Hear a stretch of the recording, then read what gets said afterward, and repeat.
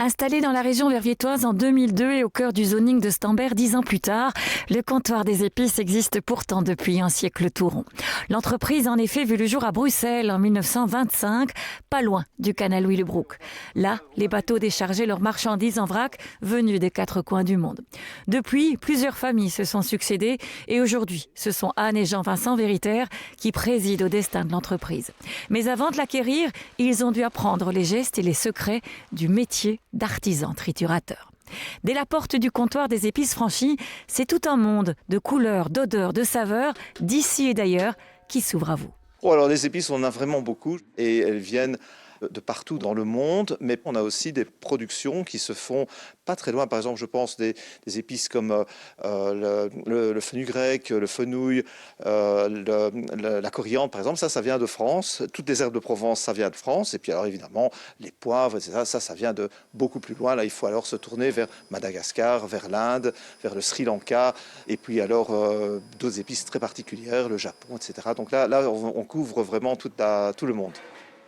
On essaye de programmer 1 à 2 grands voyages par an où on peut vraiment aller rencontrer les producteurs parce que c'est pour nous vraiment primordial, à la fois parce qu'on veut tisser une relation vraiment de confiance pour être sûr que ce qu'ils vont produire là-bas correspond parfaitement à ce que nous on attend ici. Et puis alors aussi depuis à peu près 3 ans on est passé sous certification bio et là aussi ça nous a permis d'élargir complètement le sourcing et d'aller aussi vers des producteurs chez qui on voulait vraiment savoir comment ils travaillaient. Depuis le début de son histoire, le comptoir des épices a fait de la trituration et du mélange d'épices ses 2 grandes spécialités.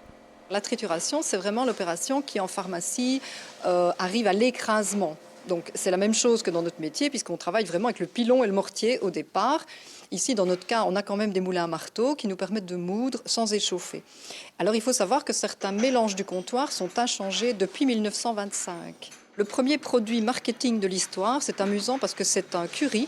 C'est le curry qu'amenaient au moment du Raj les Anglais pour satisfaire un peu leur goût d'exotisme. Donc je dirais que pendant des années, la seule note exotique pour beaucoup de gens, c'était ce curry formaté qui ne correspond en rien à la cuisine indienne et qui ne correspond en rien avec les currys, effectivement les masala, comme on devrait les appeler, puisque c'est le nom d'un mélange d'épices. D'ailleurs, on se définit nous-mêmes comme masalchi, qui est le nom du mélangeur d'épices. Le comptoir des épices, ce sont plus de 20 currys différents, mais aussi des préparations aux accents libanais ou encore japonais. Chaque année, l'entreprise crée des mélanges et concocte de nouvelles recettes, glanées au fur et à mesure des voyages et des rencontres. Résultat, 300 saveurs composent désormais la gamme que l'on retrouve dans les étals des épiceries fines et des magasins bio. À noter que des artisans brasseurs, chocolatiers ou encore glaciers de la région distillent dans leurs produits les goûts et les parfums venus tout droit du comptoir des épices qui portent on ne peut mieux le titre de fournisseur de saveurs, et ce, depuis un siècle déjà.